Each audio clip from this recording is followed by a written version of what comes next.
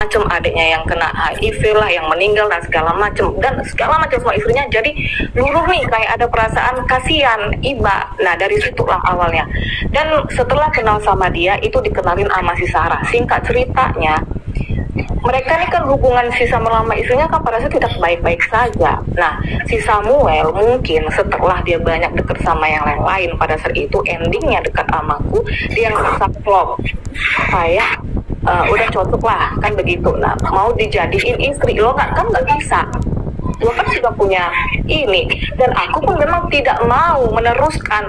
Pernah kita dalam kesalahan, apakah mereka bisa sejujur ini untuk mengakui? Tidak. Tetapi aku mengakui pernah ada kesalahan itu. Lebih baik kita jujur, tenang. Tapi kita kan bertobat, restorasi. Ini beberapa tahun yang lalu. Nah, tapi ketika setiap aku itu mau cabut, mau out dari dia, itu ada rekaman. Lihat saja di YouTube itu rekaman, dia mengancam, dia meneror aku sampai nangis-nangis, anakku nangis-nangis. Apa ancamannya? Ini nanti gua ceritain. Nah, terakhir itu puncaknya tanggal 1 Januari ya, aku itu sudah sangat jengah dengan ancamannya, dengan teror-terornya ya, dan sangat mengganggu, termasuk teror-terornya ke suamiku. Supaya apa? Supaya aku tuh jangan out dari dia. Akhirnya aku saking tidak tahannya, aku harus mendatangi, tanda kutip, aku harus kasih tahu ke istrinya supaya ini nih kelakuannya tolong ditatar. Begitu, karena aku sudah tidak sanggup, aku sudah banyak sekali melalui hal-hal yang tidak enak. Sempat aku hampir pisah dengan suami gara-gara dia saja begitu, dia tidak mau berpisah. Itu. Nah, si Sarah sebelum itu sudah mempunyai dendam pribadi denganku. Alasannya apa? Satu, dia dulu, ingat nggak kalian yang viral sama Pak Joshua Tuh? Gak tahu. Kan lu sempat viral banget sama Pak Joshua, yang dia fitnah Pak Joshua Tuh, yang dikutukinya keluarga Pak JT dan lain segala macam. Nah, gua ini di pihak Pak JT, dimana pada saat itu aku sendiri mengetahui segala fitnahan dan lain-lainnya segala macam, dan ada rekaman dari Amin Wijaya bahkan ya yang mengatakan itu semua fitnah. Nah, ketika aku masuk podcast Pak Joshua Tuh, dia marah. Ngapain kok Kristi masuk ke JT Winning segala macam? Dan di situ si Samuel ini kayak ngompori, kan dia mulutnya kayak lambe turah sebenarnya aslinya. Sekarang aja udah agak kurang gara-gara sering aku counter attack. Kalau nggak aslinya tuh orang-orang lama udah tahu. Dibilangnya lah bahwa aku itu sudah lama dengan Joshua Tuh, bla bla segala macam. Si Sarah ini ngamuk. Dia berpikir kalau aku ini seperti menikam dia sebagai seorang teman. Nah sekarang begini, kalau Tuhan mau membawaku kemana, kenapa harus orang lain yang mengatur? Pada saat aku dibawa Pak Joshua Tuh ke dalam podcastnya itu dengan Pak Jerry Elim. Kebetulan Pak Jerry Elimnya teman Pak Joshua Tuh. Si Samuel ini marah. Kenapa? Salah satunya Samuel ini mau begini, kalau aku kemana-mana itu maunya dari dia yang naikkan gitu. Kenapa kau bisa tanpa aku kesana kesini? Nah itu dia controlling.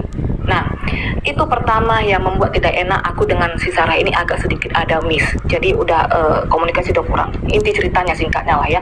Kami dulu sangat kompak, teman gila-gilaan, maaf ya, maaf sekali teman-teman. Yang namanya zona perempuan kalau udah bergila-gilaan itu sorry, maaf ya. Bahkan yang mungkin di dalam perspektif laki-laki kayak anomali gitu ya. Nah, nanti gua ceritain. Sudah. Yang kedua adalah gua punya teman sinode namanya Pak Kimi. Itu semua testimoni, itu semua saya buat di YouTube. Kenapa saya speak up? Karena pertama dia mengangkat itu, memviralkan dengan sangat tidak manusiawi. Nah, Bapak Kimi ini dia incar untuk menjadi suaminya. Maaf sekali. Kalau tidak benar saya berdosa dan saya siap yang saya celaka. Pada saat itu Sarah sedang hamil dari suami orang. Dengan pendeta, dia jebak, dia bahkan viralkan, mengerikan sekali, dia viralkan istri pendeta itu melarikan suami sahnya, kata di YouTube-nya. Ngeri nggak? Padahal itu suami sah dari si ibu catur itu. Nah, ketika dia mendekati Bapak Kimi ini, dia bikin konten di judul YouTube-nya, bahasanya kan ngeri-ngeri. Suamiku dilarikan catur kuntilanak, katanya. Silakan lihat saja. Nah, itu bapak itu namanya Alonso, tapi itu pun aku sedikit skeptik, benarkah itu dari Pak Alonso anak itu? Nah, tapi di situ saya tidak mau sedikit pun menyinggung, bahkan saya mengucapkannya selamat pada saat dia melahirkan anak itu. Karena dia sangat privasi di Facebooknya, hanya beberapa orang, aku, si Samuel dan beberapa orang saja. Aku mengucapkan selamat. Nah, Tapi inilah jahatnya dia. Kemudian ketika dia menyukai Pak Kimi, itu dia kan ingin menikah, kira-kira begitu.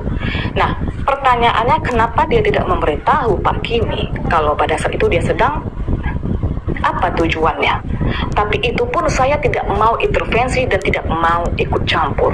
Sudah. Nah, Pak Kimi tidak mau menikah dengan dia. Maaf kali, bukan aku men-underestimate. Maaf. Salah satu yang membuat bukan masalah fisik saja, tetapi karakter. Karakternya kaos, tantrum, suka ngamukan. Ya seperti ini tadi contohnya, dan tidak ada laki-laki yang betah dengan seperti itu.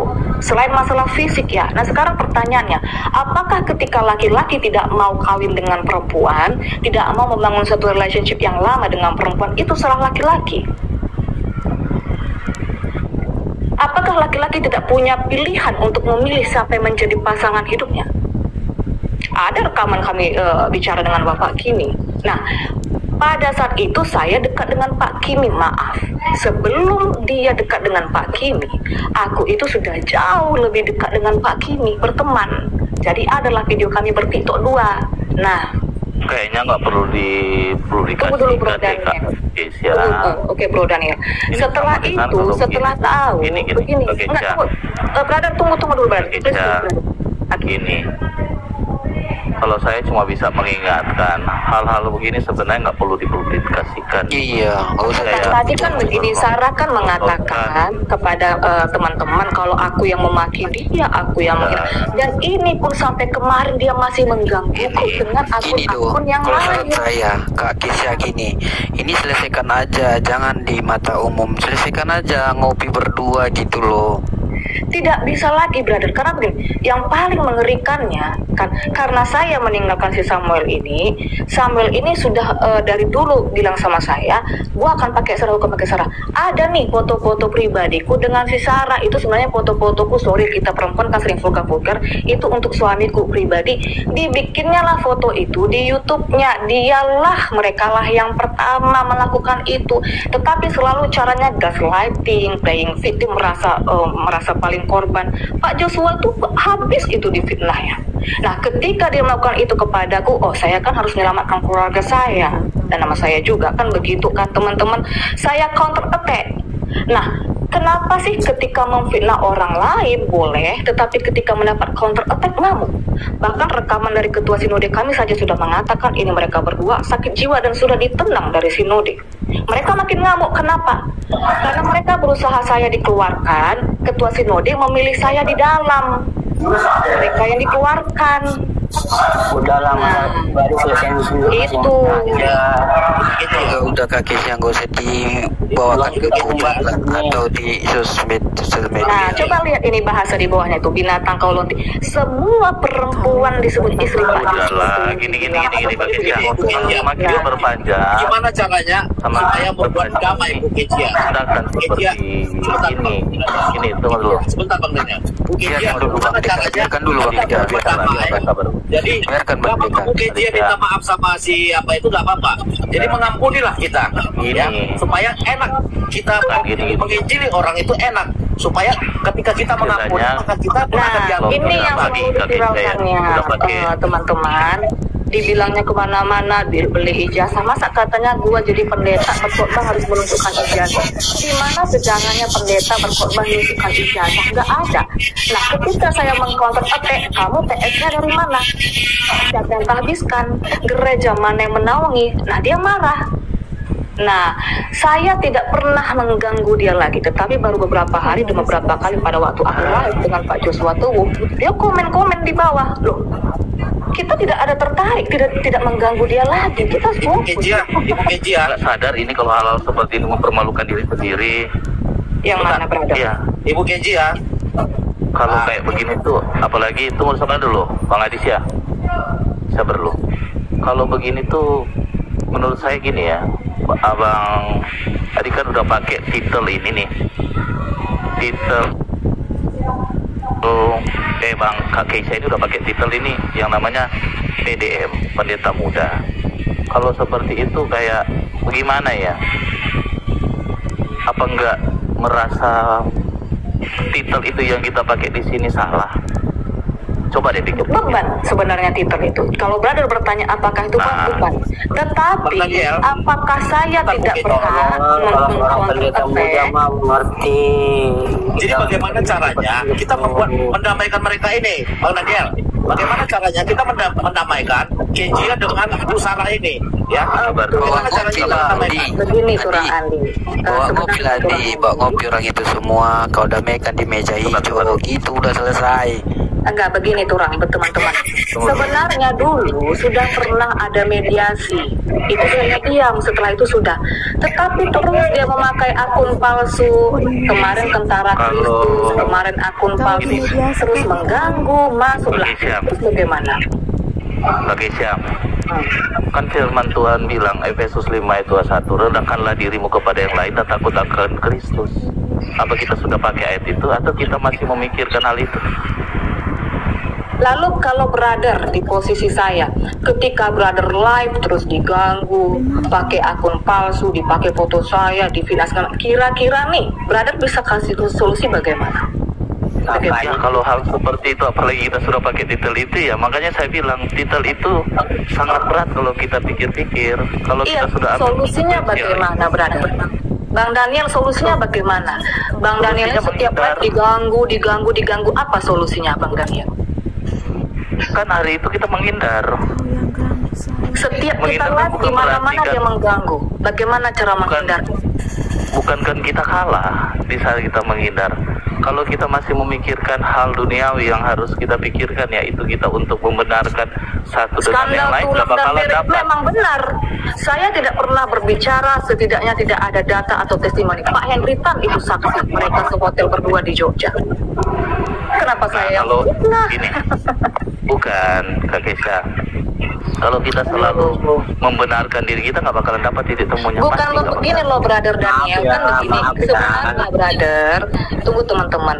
Kemarin itu kita sudah pernah bahas ini, tetapi setiap Bang Daniel ini masuk, dia tidak memberikan solusi dan retorika yang kosong menurut saya. Sekarang saya nanya nih, ketika Bang Daniel terus nih dikejar, diganggu di level, apa solusi dari Bang Daniel? Coba. Harusnya seorang hamba Tuhan atau pendeta PDM itu kasih contoh aja untuk kami ini, bukan untuk mengajar merubah seperti itu. Maaf ya. Begini yang saya lakukan ini ya, saudaraku Kezia ya. Yang kita harus lakukan itu adalah kita datangi dia, kita minta maaf ke dia. Apa salah kita minta maaf. Walaupun kita benar, walaupun kita salah, kita minta maaf. Gak apa-apa, kita mengalah untuk menang supaya dia jangan seperti itu lagi. Nah, kalau dia seperti itu lagi, Tuhan Yesus aja dihina-hina sama orang-orang Farisi. Tapi apa yang dilakukan? Sudah pernah lo Turang. Jadi dulu itu pada saat yang lagi hot-hotnya, kan gini, gua diamin, gua tenangin.